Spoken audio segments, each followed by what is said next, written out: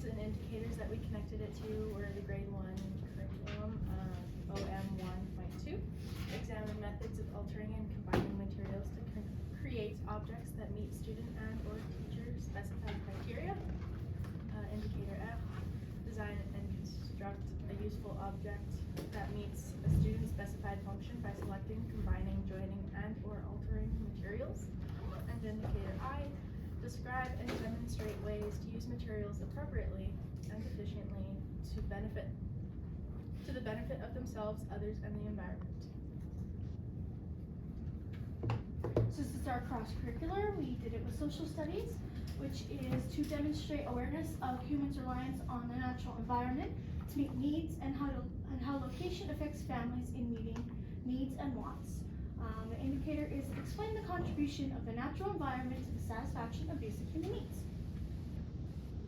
What is compost and why were we interested in it? Composting is the process of recycling organic materials such as leaves and food scraps into a valuable fertilizer that can enrich soil and plants. We were interested because we noticed how much food waste we both had at home and how much we were putting into the garbage rather than reusing with the environment. So we wanted to create a lesson plan around lessening our amount of waste and throwing away valuable food items. So why compost? It reduces food waste. Using food scraps we won't normally eat, such as apple cores and banana peels, lowers the amount of garbage in landfills. It improves soil health because you can compost and be used as an organic fertilizer, which gives our soil nutrients and make it ready to be able to grow our plants. It conserves water because it helps soil retain water, so we don't have to water our gardens so often, using less water in the long run.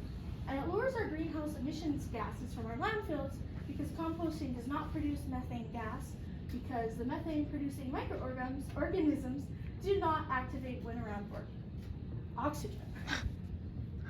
Some definitions. Carbon-rich materials. These are used to provide food for the microorganisms to consume and digest. Examples are dry leaves. Nitrogen-rich materials. These materials heat up the pile to create ideal breakdown. So grass clippings and food scraps. Irrigation. The process by which the oxygen-deficient air in compost is replaced by air from the atmosphere. Aeration can be enhanced by turning. Decomposers, the microorganisms and invertebrates that cause the normal degradation of natural organic materials. So what can go in your compost? You can put finely crushed dry eggshells, fallen leaves, long clippings, and old wilted dead flowers. You can put coffee grounds or tea leaves, but you should avoid the bags from the tea leaves. Fruit and vegetable scraps, so carrot tops, peels, cores, stems, and rinds. And fruit and vegetables that have gone bad. What cannot go into the compost? So no meat or animal droppings, anything greasy or cooked, any dairy or bones. It's also good to limit your citrus fruits, onions, and garlic. You cannot just scrape your dinner plate into the compost. So these are the 3 types of compost. There's aerobic composting. This is a form of composting using air to break down materials quickly.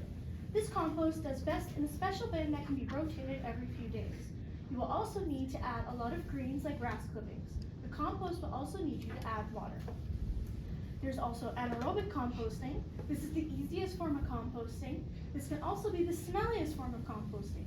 All you need to do is have an airtight container, dirt, newspaper, and food scraps. You'll need to add moisture every so often. You also need to give it a shake once in a while. Then there's vermin composting, which is a form of composting using worms, oxygen, and moisture to break down organic material. The best worm to use in this form of composting is redworms.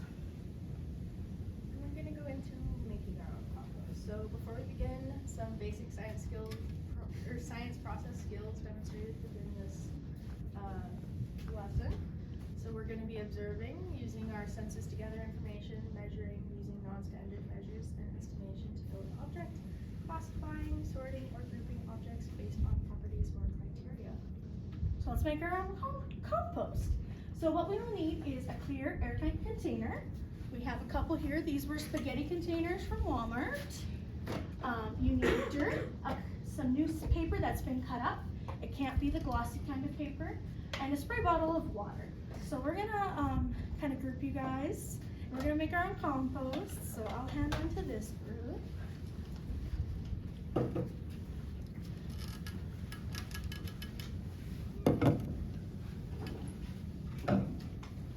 And now I'm gonna hand out the newspaper and the dirt.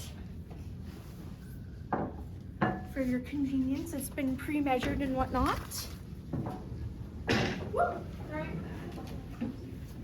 So now you can add your dirt and your newspaper to the bottom of your container.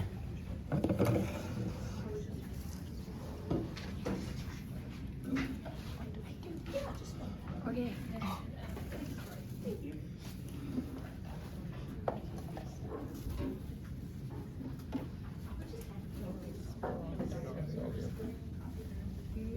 Yeah.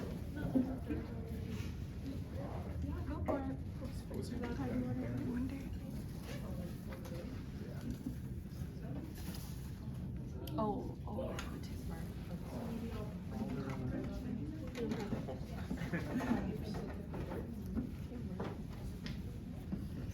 You get a little dirty compost. Sorry. Thank you. Close my what? Oh. I would highly not suggest opening your vegetable scraps until you are ready for it. This is the smelliest form of compost we are making today. Probably want to close that. Just get the food smell with that smell. I'm very bad with smells. You're gonna be okay. So I added it. So now you can add in your compost. Sorry, I'm very bad with Scoop it out. Big brain. Or here. yeah, I was gonna say pour it into here. Or just pass it here. I'll use my There hand. you go. There you go. That's good for right now. Only one for now. Yep. Good.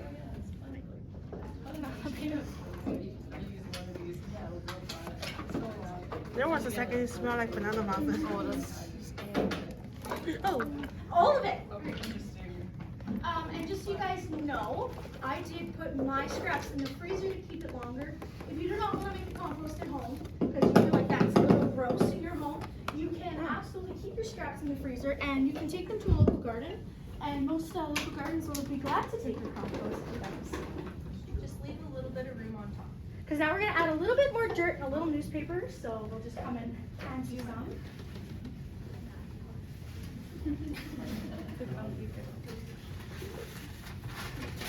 Here's some more newspaper. There's some more newspaper.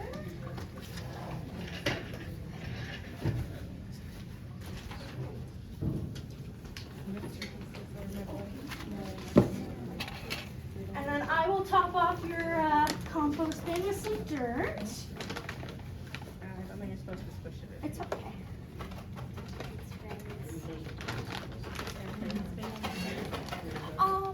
I can do a couple squirts. Are you guys ready for some more dirt on top? You guys can do a few squirts of water on top there. Sorry. It's okay.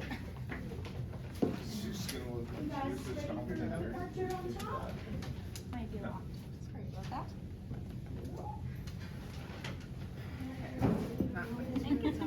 Not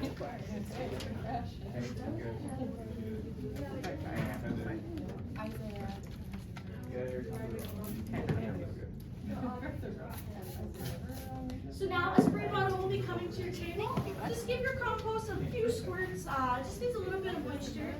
This compost up front I did about 3 weeks ago. It's a little wet in there, so I've learned from my lesson, don't go too moisture in here.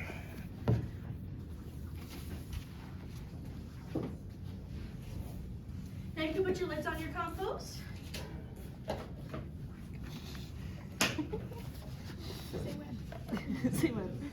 And congratulations, everyone just made a compost bin today.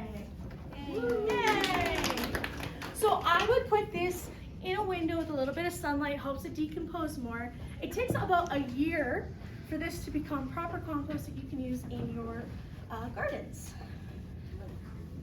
If we had a wet paper towel, would it be a bad idea to throw it in there? Yes, you can absolutely put paper towel in there too. So does anyone know what kind of compost we made today? Does anyone remember? Yeah. Anaerobic. Yeah, we did make anaerobic composting today, which is the smelliest compost. When I put compost in this, I open this very quickly and throw it in as fast as I can and close the lid. Some adaptions that we could do to this would be we could do it outside as the dirt is very messy. And so in the compost, things are very stinky. And instead of many little composts, we might choose to do a big compost for the whole class. And we might choose to do one outside, make it a bit easier. So here's our reflection. How did we reinforce the change of your understanding? Going into this, I didn't realize how bad it would smell. Creating compost also made me realize how many scraps I do put in the garbage and how I can now use them to make a compost and create less waste. New issues, I wouldn't say it's an issue now, but I'm already thinking about getting a bigger compost for the cabin that my family goes to and getting some worms for the summer because I can see outgrowing this very quickly. And how many of these influence your teaching and learning of science? Making a compost before doing this project showed me mistakes I made and how I was able to be better prepared for the class.